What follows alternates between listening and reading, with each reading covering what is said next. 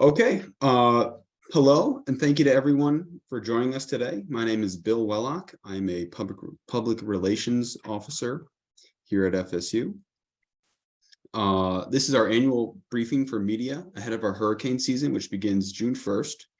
The briefing is an opportunity for media to hear from FSU experts in various disciplines, participate in a question and answer session that can be used in your coverage. Before we go further, can everyone hear me? Okay, great. We've also prepared a list of faculty who can speak about all sorts of topics that might be helpful in coverage, including forecasting, emergency management, environmental law, evacuations, the insurance market, public health, and several other topics. I will send that list to you later this afternoon. Our goal with that is for it to be a resource for reporters throughout hurricane season. There's contact information for faculty on that document. Feel free to reach out to them. You can always reach out to me in my office for help finding a source for a story.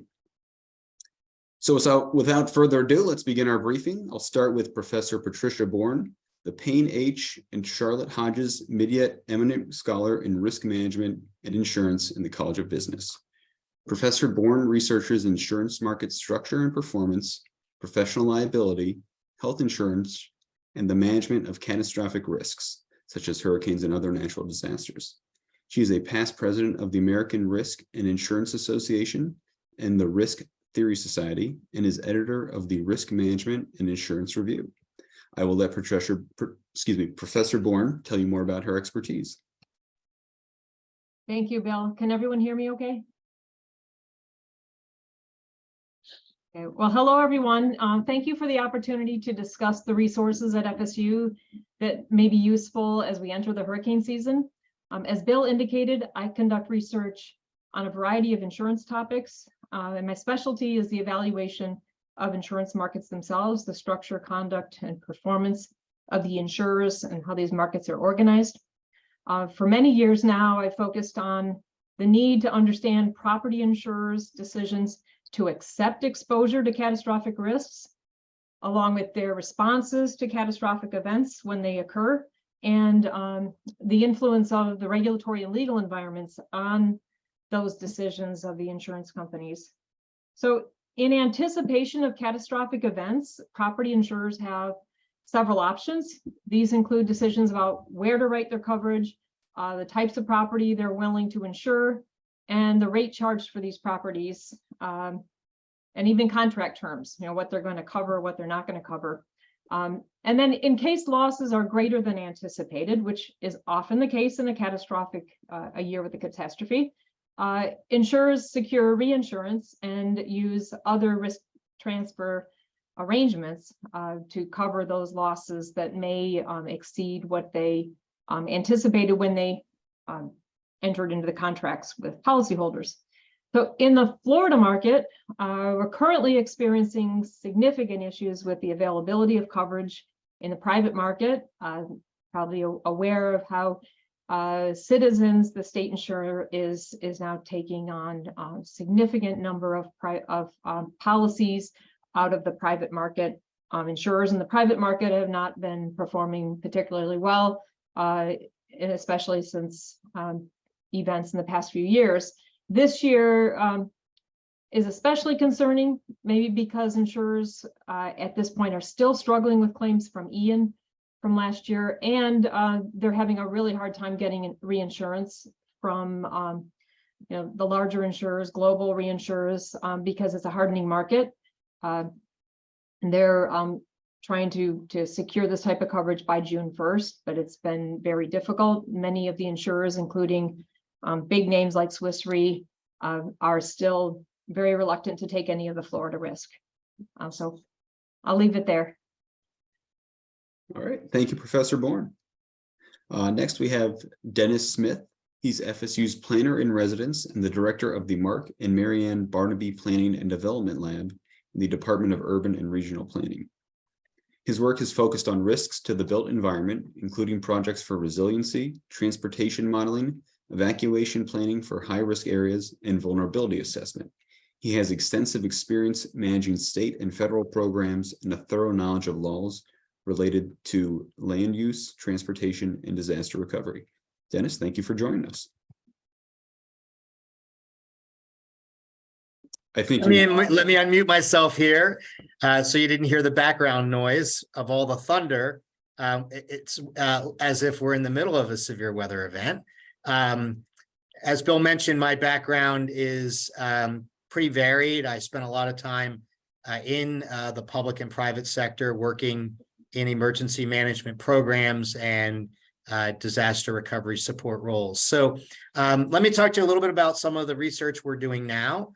We're engaged in some interdisciplinary research with the Ryder Center in the College of Engineering, as well as the College of Social Sciences, Urban Planning and Geography, looking at opportunities for plan alignment as it relates to hazard mitigation.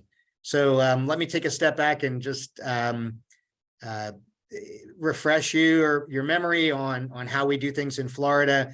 Hazard mitigation is a really important aspect of disaster planning in Florida. That's where we take actions to reduce or eliminate our losses before a disaster strikes. Every county in Florida has a local mitigation strategy. The counties develop these strategies in concert with their incorporated municipalities. So it's a kind of a forced or mandated intergovernmental coordination effort.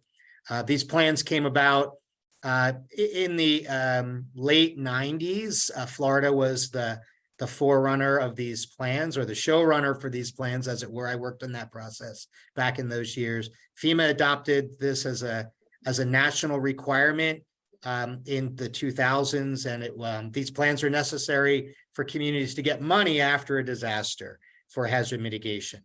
The idea behind these plans is that they consolidated a whole range of different planning requirements from our land use plans, from guidance for community rating system, or opportunities to bring your premiums for flood insurance down into one document. Over the years, sadly the many years since I can think back to when we started on this, there have been a lot of wonderful efforts in Florida to engage in alternate planning practices. We have waterfront plans, we have environmental plans, flood basin plans.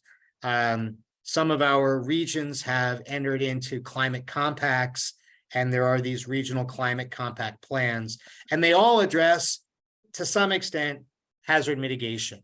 Our MPOs, our metropolitan planning organizations, which manage transportation planning, have had requirements over the last few years to address hazard mitigation, emergency management, loss reduction, and sustainability.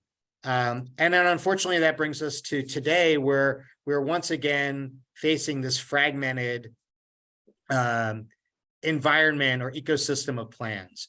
One jurisdiction, one county might have 5 or 6 different well-made plans, all based on different data, with different project lists, right, that are not coordinated.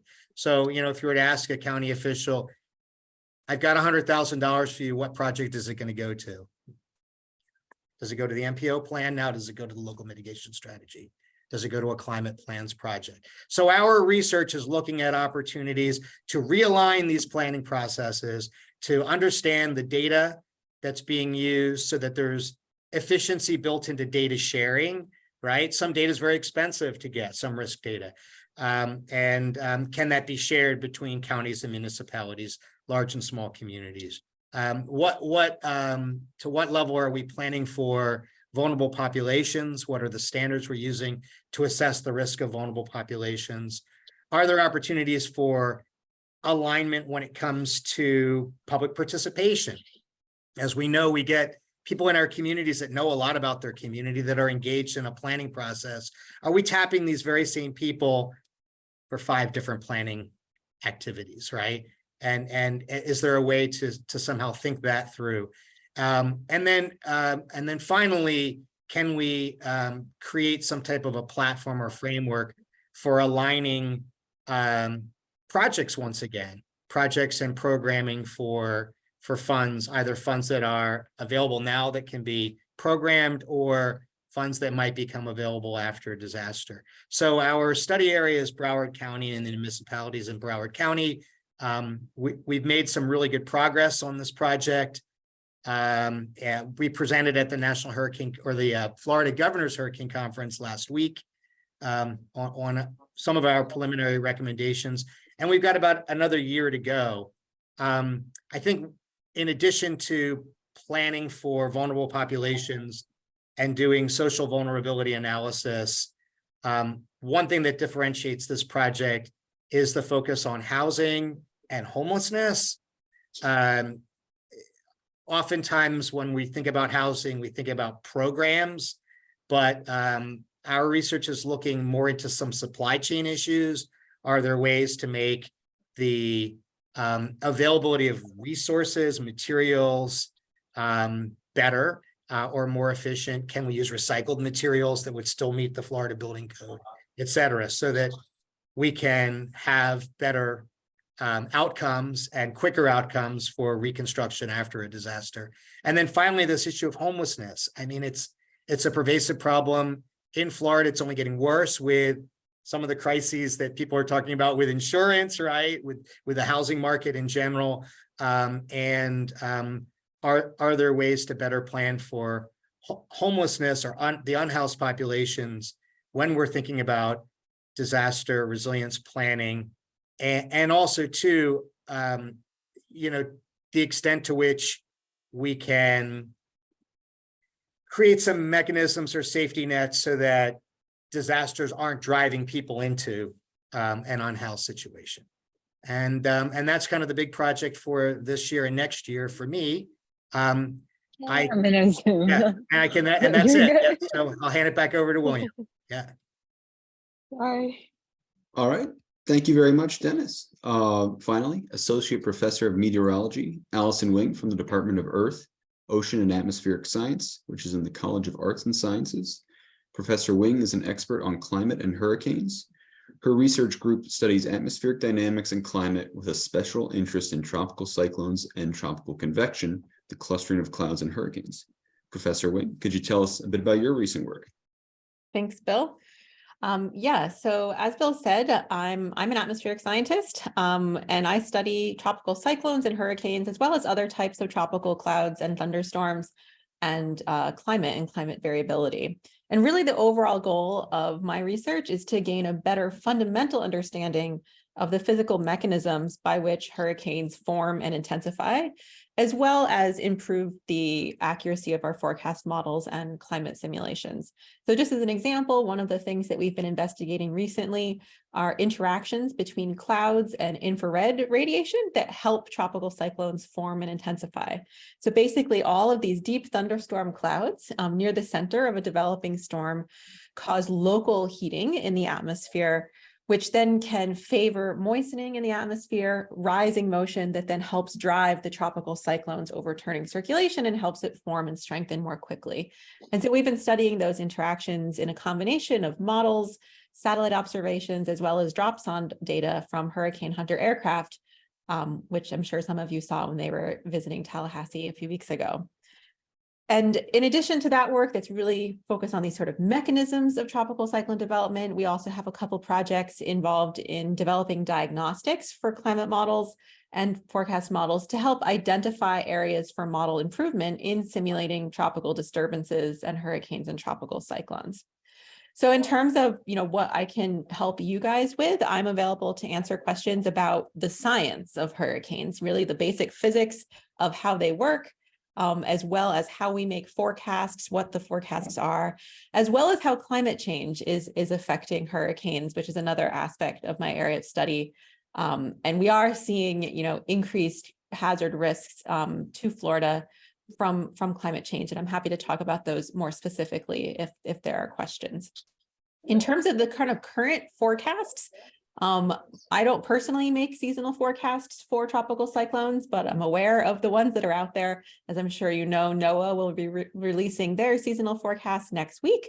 But other universities, government agencies, and private companies have released those so far, and they're generally looking at a normal to below normal Atlantic hurricane season. And this is based primarily on predictions that an El Nino will develop. And again, I can talk about that in more detail if there are questions about that.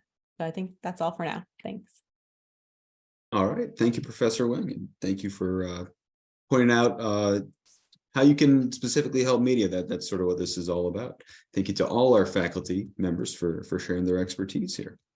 So with that, I'd like to open it up to questions. If you're on this call, feel free to chime in, or if you prefer, you can use the chat option, and I'll read questions to faculty. So would anyone like to begin?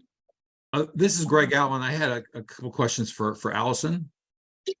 I just like to go into your comments on some of the updates that the National Hurricane Center's come up with on their forecasting.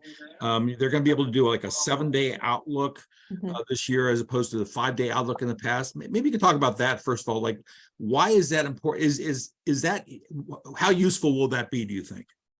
Yeah, you're right. So the National Hurricane Center will now be issuing both 2-day and 7-day tropical weather outlooks. And this is where they identify general areas of the Atlantic basin of which there could be a chance of tropical cyclone or hurricane formation within that time window. And it was previously 2 and 5, and now it's 2 and 7 days.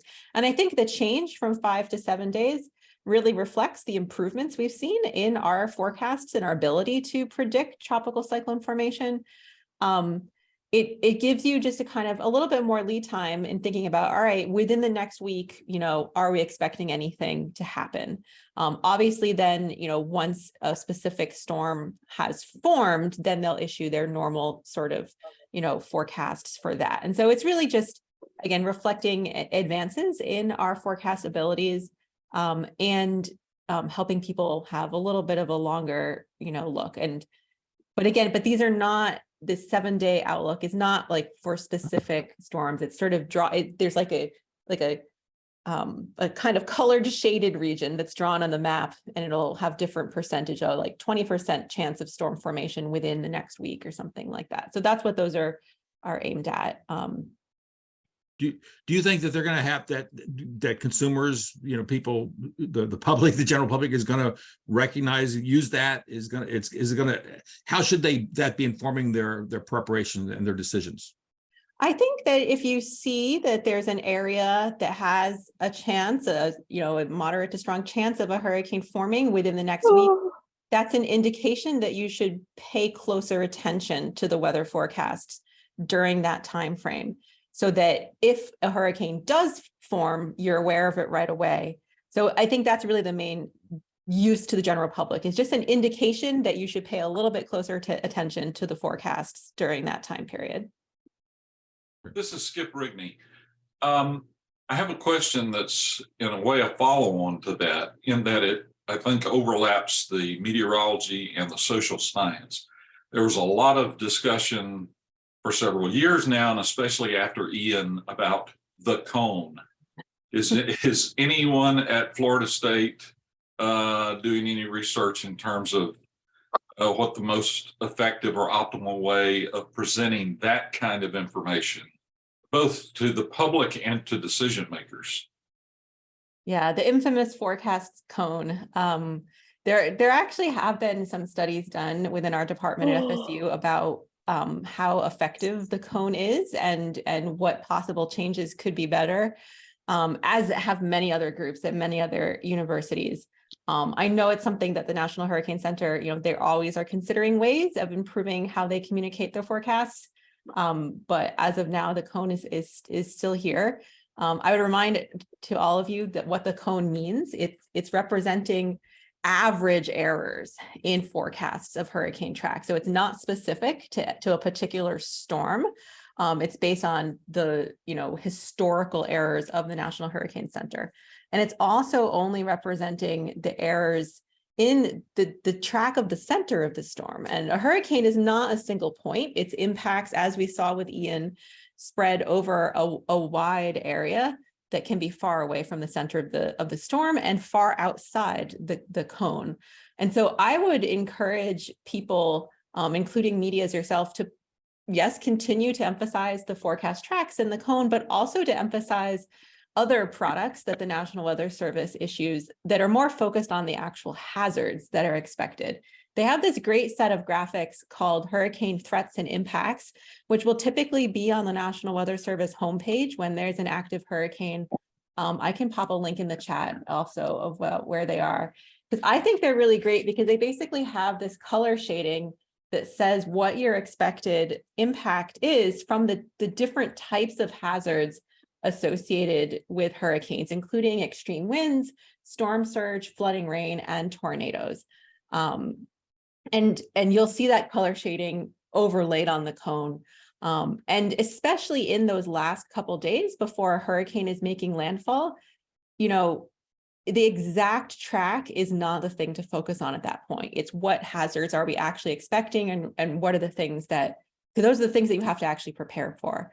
So I would encourage, you know, more emphasis on those types of things, because I think that can help ameliorate some of the misinterpretations of what the cone means. Given that the cone is based on historical error, are you aware of any research that is looking at using some sort of post-processing of ensemble output? Because so many of us throw up, you know, these ensemble spaghetti plots. And of course, we have half a dozen models to pick from and multi-model ensembles and all that. But is there any research that going on in terms of some sort of post-processing of the ensemble output? Yeah, that's definitely something that people have been and are investigating. You know, could there be some sort of adaptive cone, I guess, where it's representing uncertainty for that particular case based on, you know, could include ensemble spread. But I think with all of this, and this maybe, you know, some of the others on the call can chime in, there's, you know, two dimensions of this, like what is the best way to quantify the uncertainty in the forecast? And there's, you know, valid scientific questions about how to do that. And then what's the best way to communicate that? I think that, you know, the National Hurricane Center, if they were to change their forecast graphics, the perception of that and the public understanding of those graphics would be a huge part of that decision. And so, yeah, it is a challenging thing, because I think, you know, sometimes, as you alluded to, there's lots of information out there that people can access in addition to that's sort of put out by official sources, which does complicate, you know, communicating about this. And that's where, you know, we rely on media partners to make sure the right message is getting across. One more science question. Is there a go-to person in terms of storm surge science, the modeling? I don't know of anyone here at FSU that specializes in storm surge forecasting. Not within our department anyway. Okay. But maybe Bill can do some digging on that to see if we have anyone in the university who can. But I will say that the National Hurricane Center's, their storm surge forecast graphics are now also a new thing that's not experimental anymore. They're finally fully operational. If I could ask you, you mentioned Ian, I'd like to get your thoughts on this, and maybe also from Professor Smith. You know, that was the deadliest hurricane we've seen in Florida since, I guess, many years, I guess, maybe back to Andrew. And I just wanted you to go back and look at it. Do you see room for improvements in where's the room for improvement to try to avoid that loss of life? Is it in the forecasting? Is it in the communication? Is it in the response, the interface between forecasters and emergency managers? I'm just, what are your thoughts are for both Professor Wing and Professor Smith? Yeah. So I worked as the disaster recovery administrator for the state back under Director Fugate. So that was a while ago, and then have done evacuation planning for most of the states while I was a consultant. So I've kind of got a view here that forecasting is getting better and better, right? I mean, we have better tools, better technology, and more ways to communicate data than ever before. And I know that we sometimes quibble about, well, could this be made better, or could we get an extra day here or there? But, you know, it really gets down to how people are going to behave, right? I think from the standpoint of kind of why Ian was so bad, and yeah, Ian, I mean, Hurricane Andrew was a $50 billion disaster. And I guess Andrew and Charlie were in that same category. And then we have Ian now, which with insured and uninsured losses was $100 billion for Florida. So like I'm like a magnitude above what Andrew was. So, you know, why were the losses so bad? We, in that time frame between Andrew and now, we went from what, 10 million people to 22 million people in our state. We're moving more and more people into harm's way, with folks that don't have that historical knowledge of how bad a storm can be, right? So people that are willing to underinsure themselves, not buy flood insurance. I wasn't allowed to buy flood insurance. Everybody can buy flood insurance, right? You might be outside of a flood zone. Folks that are really not anticipating the kinds of impacts that we should expect. And so I think that one of the ways to solve the problem from like the media standpoint is really echoing the message of the state and local officials, because really it's going to fall on the local official to declare that evacuation or to issue that evacuation order, right? And so those are the messages that need to go out. And then also too, you know, if a county is evacuating or an area of a county is evacuating, to let folks know that the impacts can go beyond just that the cone someone might be looking at when they've done their own research. So that's kind of the public safety end of it. And then the issue with, you know, why do we have so many more losses? We have so much more insured property in these hazard zones.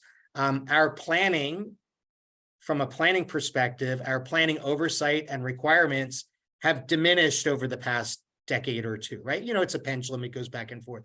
But in terms of strong land use planning and strong protections, that's gotten a little weaker, while at the same time, we have more people in harm's way. And as Dr. Wing mentioned, we have increased perils, right? I mean, we've got increased probability of losses from climate change, which is not necessarily something we've been thinking about. So those are kind of the dynamics at play.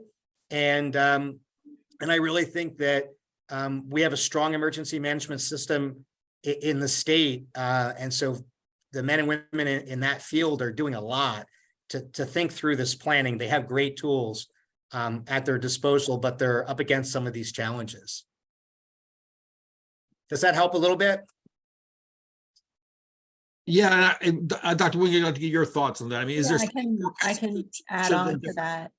Yeah, I mean, for Ian specifically, I think, you know, there were challenges across many dimensions of the event, both in terms of the forecast itself, its communications, and the response to it.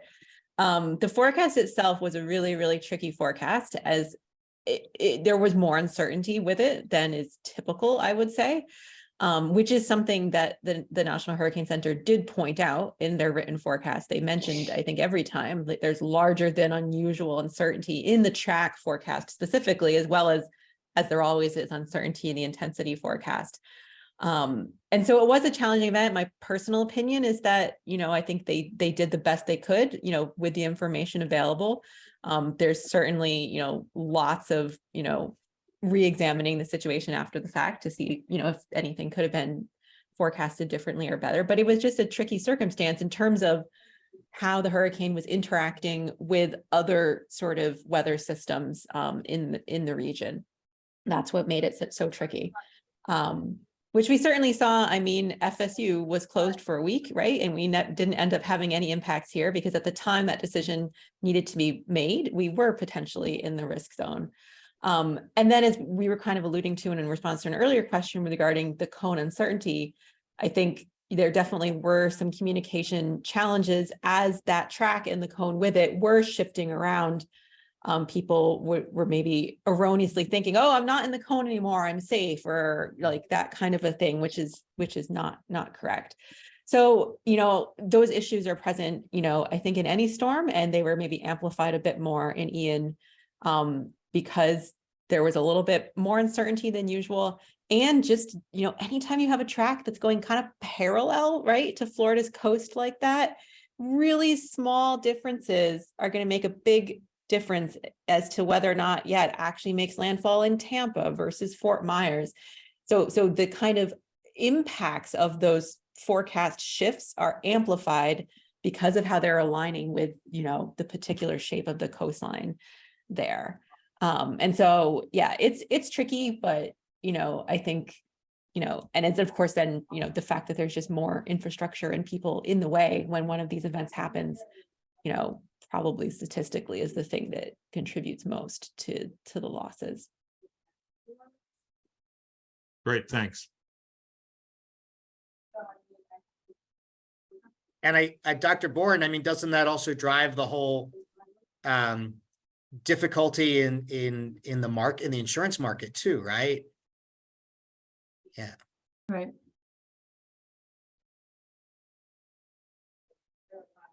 Could we talk a little bit about insurance? Professor Bourne, can you talk about what's changed in the state's insurance market since 2022? I know that was sort of a news-breaking year for insurance. Right. So large losses from Ian and some insurance companies that have failed over the course of the year. A lot of policies have now moved into Citizens, which should be the insurer of last resort. It's our residual market, but when people can't get coverage in the private market, that's where they end up.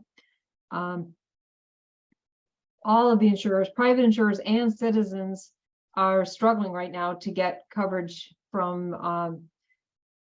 the reinsurance market and investors, where in the past, when interest rates were really low, there was a lot of capital coming in from investors, from securities markets, from investors into the reinsurance market. So there was capacity there for insurers to access at a pretty low rate.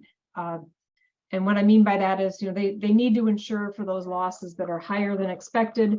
So they insurers buy insurance. That's what is reinsurance.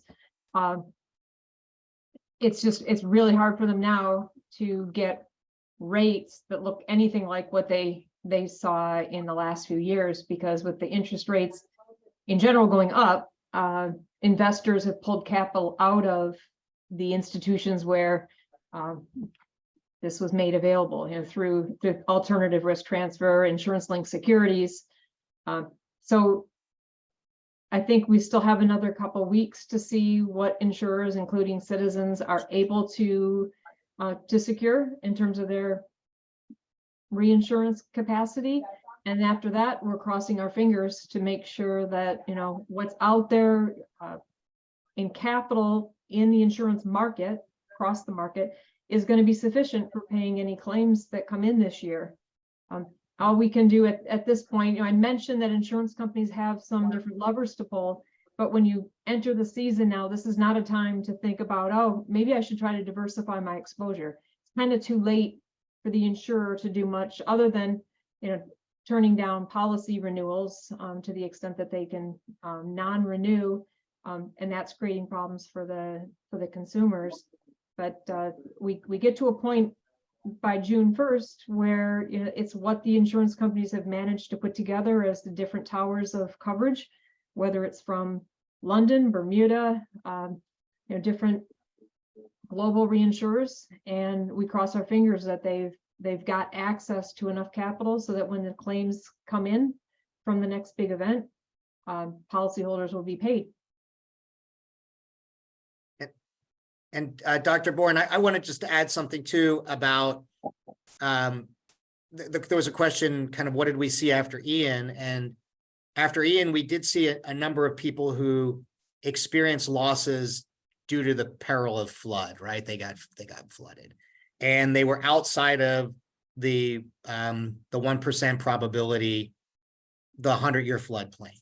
And so they may not have been required, or they were not required when they got their mortgage to have flood insurance.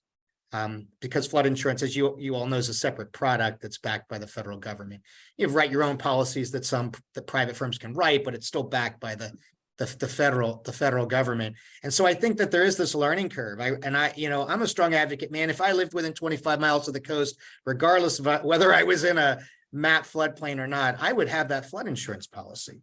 And of course, the question comes back, why would you buy insurance that you don't need? And I think it's just going to get worse and worse with climate change, that we're going to see more flooding outside of the 100-year floodplain, and you're going to find people that haven't purchased that product.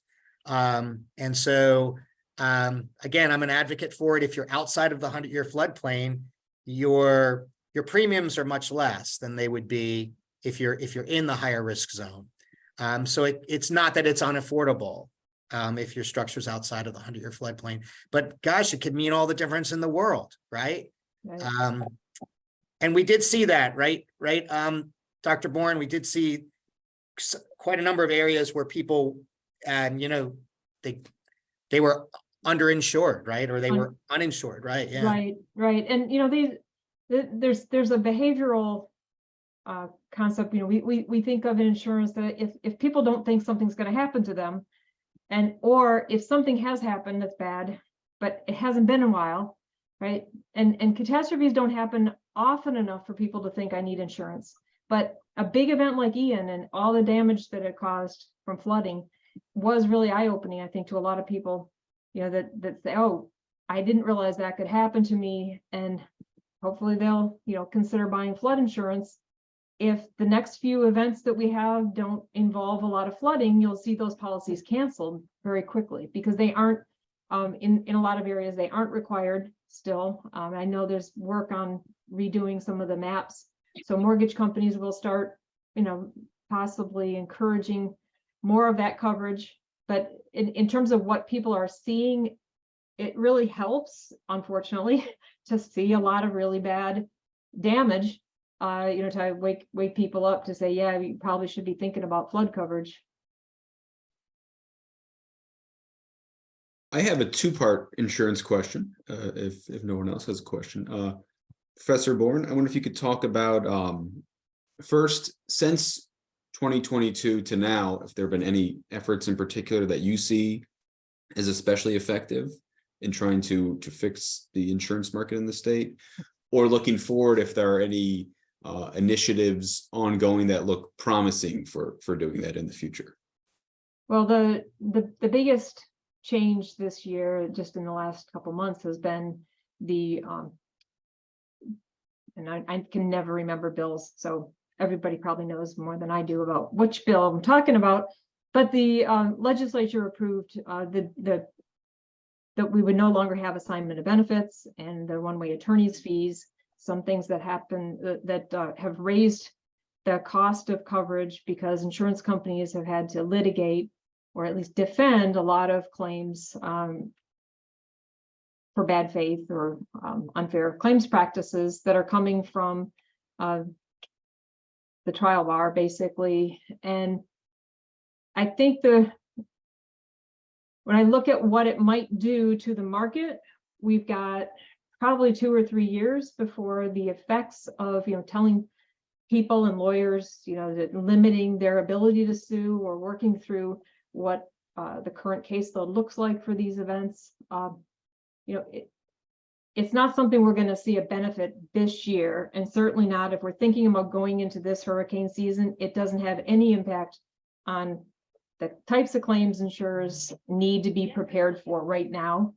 There's no impact there, other than maybe after this next event, we might not see so many claims coming in 2, 3, 4 years down the road. So if we get hit with something really big this year, the losses, the estimated losses might be somewhat lower because we might be able to anticipate less litigation around those claims. And so we look at Ian and some of the costs of all the claims for Ian. We're still going to have a lot of claims that are going to end up in the legal system that maybe the next event now, post this this new regulation, we're going to have less litigation. But when I say 2 or 3 years before we see the effect, it's going to be 2 or 3 years before the consumer starts to see some relief on the premiums. And that's, people are worried about that. Premiums are going up. They have to go up right now. It's the only way insurance companies can actually amass enough capital to pay these claims. There's just not enough of a market, as I mentioned, with reinsurance or other alternatives. So we've just got to pay more. If we don't pay more, there's not going to be enough to pay the claims. But those costs might come down if we can start directing all of that money that's being paid for insurance to the consumers that are experiencing the losses, and not to the lawyers who are taking a really big chunk of that right now. I have a question. Maybe Dennis Smith is the best person to address this. June 1st has come up several times. In terms of messaging to the public, we highlight June 1st, hurricane season starts. And yet I'm trying to think, when was the last $1 billion plus hurricane event in Florida before August? So I mean, the real quote unquote season starts, August, September, October. So I might be missing, has there been a really, of course there are tropical storms and there are flooding issues and those sorts of things, but has there been a really big event in June? And is this a messaging problem? Well, is this Skip? Yes. Yeah, Skip. So you might remember Bill Massey. He was the FEMA hurricane director out of FEMA Region 4. And he said, I'd like to avoid terms. The word he didn't like was just a. And just a what? Well, just a hurricane category 1, right? If that category 1 hits you, it's bad news, right? And so I think, we're actually seeing some tropical systems occur and named storms before June 1. I would be really reluctant. I mean, I think it's important to acknowledge when the bigger storms come, when we transition from the kind of the Gulf hurricane season to the later Atlantic season, when we see more of the extreme events. But I think June 1st is a good kickoff point. Now, what are we telling people at June 1st? I think we tell people to get a plan, and that's kind of been the lingo that they've been using now for forever, right?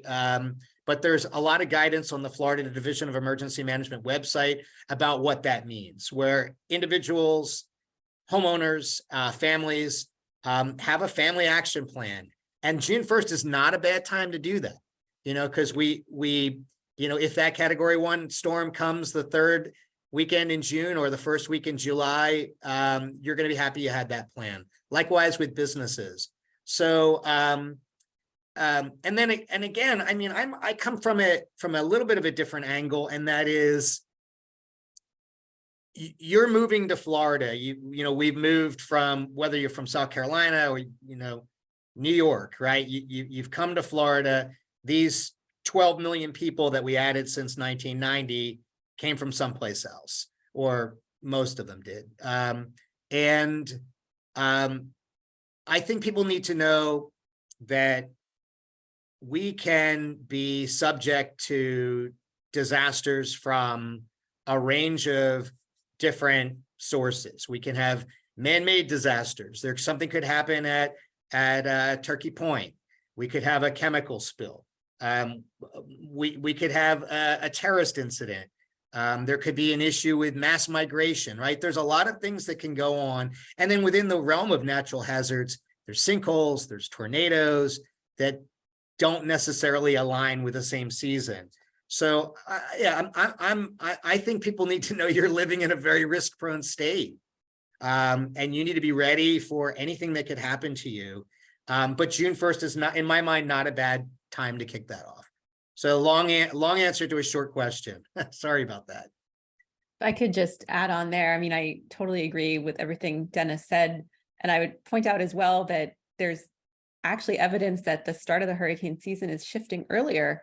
For a number of years in a row, we had named storms prior to June 1st maybe they didn't, thankfully they didn't cause billions of dollars in damage, but they can still be disruptive and damaging. And also, just because we haven't had one of those very, very intense damaging storms early in the season doesn't mean that it's not possible. And so, just with anything regarding hurricanes, things are statistically more likely in different places and different times, but you need to prepare for kind of the worst possible outcome, right? Not necessarily the most likely one. So yeah, just wanted to point that out about the earlier starts. And in fact, that's why, a couple of years ago, the National Hurricane Center started issuing these tropical weather outlooks. They start them now May 15th instead of June 1st. So even though the official hurricane season doesn't start to June, they're issuing the outlooks ahead of time now, in part because of these shifts towards earlier starts to the season. And wasn't there some discussion of actually moving the official start date earlier? And I guess it was decided, no, not yet. There's And definitely discussion about it. That is for sure. In part because of some of these research studies that have come out that have shown it has statistically shifted, with climate change likely contributing to that shift. But again, that decision like that would be made based not just on the science about it, but also, well, yeah, if we change the date of the start of the hurricane season, what does that affect in terms of public perception and communication? Does it help raise awareness, or does it, reduce the impact or things like that? So, but yeah, those conversations are definitely ongoing within, the hurricane community. And I totally appreciate your just a comment, Dennis. I mean, it's absolutely true. And but it's also true that, and I think one of the things you saw with many people, with Ian being the most recent example, not just folks who had moved to Florida recently, but many folks who were Florida natives, and they thought they had been through a really bad hurricane. Yeah. But there is an enormous difference between a Category 1 and an Ian. And that's one of the things that I think we haven't done a good job of communicating to people. When people have gone through a Category 1, they haven't been through a 4 or 5 or a 3. And even when you have hurricanes that are the same category on the Saffir-Simpson scale, they have even the same maximum wind speeds, they can be very different storms in the types of hazards that you experience. And we saw this with Ian and the comparisons to, I think, was it Charlie that had taken a very similar track in the same region in 2004?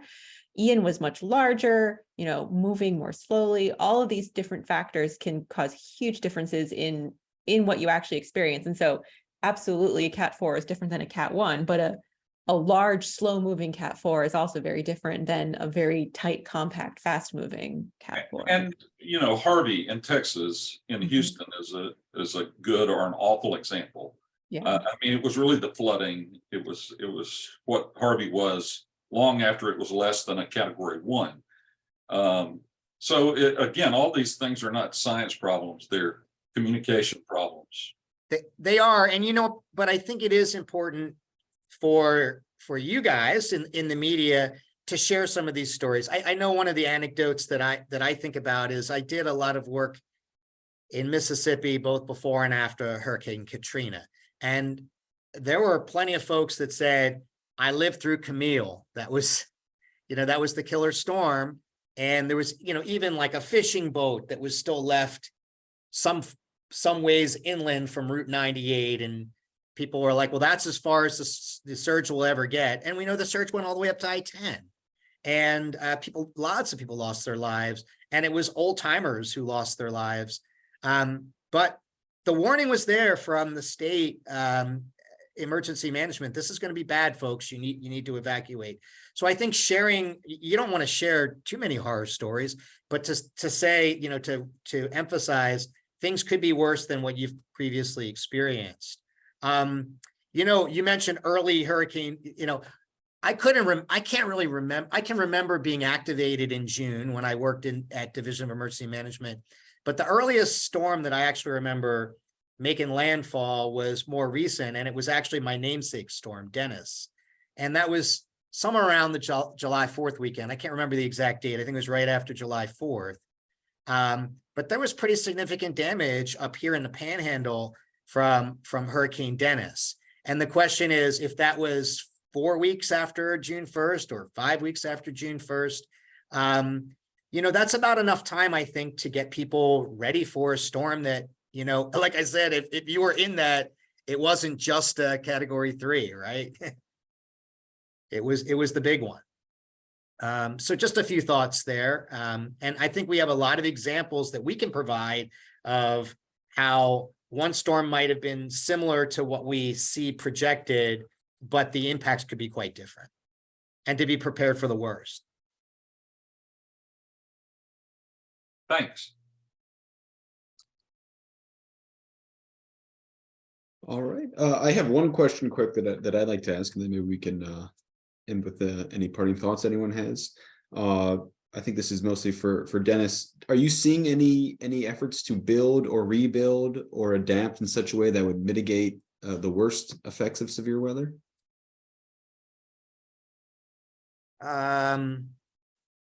Well, I would say that it's kind of a yes and no answer. I think we do a great job with our building code in Florida. We have a great building code, so we know that new construction is going to be built in a way that has some resilience to wind impacts. I believe that new construction, residential construction, is going to comply with flood ordinances, and they're pretty universal throughout Florida. So there's some good things on the residential front.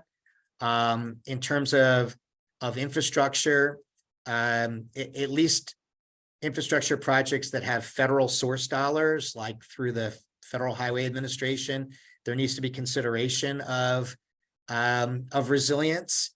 The University of Florida, not to plug another university, but a researcher there that I have a long history with, Crystal Goodison, who's in their geography department, developed a sea level rise sketch planning tool. And I know that DOT is now using that for some of their long range planning to understand not just what the current flood risks are, but what future flood risks might be like. But I think it's piecemeal.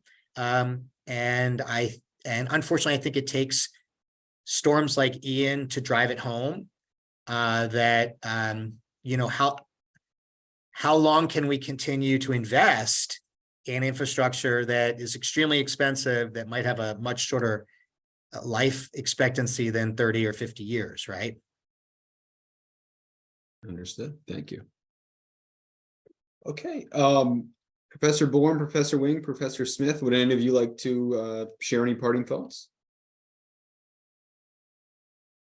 Yeah, maybe I can just kind of remind everyone that with the seasonal forecast in particular, right, as we're seeing these forecasts come out suggesting, maybe a quieter season this year than in recent years due to the expected El Nino. Just a reminder that it only takes one hurricane to make it a bad hurricane season for you. And so from a, personal preparedness standpoint, the seasonal forecast shouldn't really change anything about how you prepare for hurricane season. So just a kind of reminder about that. Yeah, that's the only other thing I wanted to add. And yeah, feel free to reach out if anyone has other questions later on. I'll say something, and that is that I was involved in the hurricane evacuation world for a long time, and have been a professional emergency manager. And state and local media are the most trusted source for information from the general public in Florida. So more so than FEMA, more so than some of the national networks, an outside person. And then I believe you're followed closely by a county or a local elected official. So people really are relying on you to tell the story, and on the front end to help keep them safe and get them to get a plan and get the insurance they need. But during an event, you really are lifesavers. So I just want to thank you for your role, and it's very highly rated when the survey results come back too. Yeah, I guess I would only add to what Allison and Dennis have said here to just remind everybody about preparation, if not for this season, at any time, to make sure you review your insurance policies, to look at what kind of coverage you have. There have been concerns that some people have coverage, but it's not sufficient. And that's a conversation that people have to have with their insurance agent to make sure that they've updated value of their property, the value of their home. Building costs are going up, so whatever coverage is on the house, it might need to be updated simply because it costs more to rebuild a house that's been damaged. So review that kind of information. It may not be too late to contact the insurer and at least get the limits raised on a policy, even if it may be a little bit difficult now to try to find a new policy. But there's coverage out there. Citizens is providing coverage for individuals. So don't despair, but think about that form of preparation too, because ultimately the financial consequences, you might have insurance. If it's not enough, it's still going to be pretty devastating. And Dr. Bourne, I want to just chime in there because this is a personal experience that happened to me. I got a new roof, right? So I was excited. I went to talk to the insurance company about, what I could do to reduce my rates, right? We had a kind of a very strange thing happen with our home values in Florida, right? Over the last 2 years, they've really ballooned, right? And so I was surprised that I was so underinsured because it was based on what my previous assessment was probably back in 2019 or something like that. And my home value increased, which is a lovely thing, right? But if I had been hit by a hurricane, I would not have been able to get the money I thought I would need to replace the home. Yeah, so sorry to jump back in, but it happened to me just recently. Yeah. All right. Well, thank you to our faculty for joining us and sharing your expertise. It's always great to hear from experts and learn from you. Thank you very much for doing that. And thank you to all the media for joining us on this call. I hope this is a helpful resource for you. We recorded this and we will send it out later along with a larger list of experts. And again, feel free to reach out to me. My contact information will be on what's sent out later today. Feel free to reach out to me to help get in touch with anyone, or if there's some particular question you have that maybe isn't answered by that list of experts, we're always happy to try and track someone down. So thank you very much, everyone, and stay safe and have a good rest of the day. Thank you.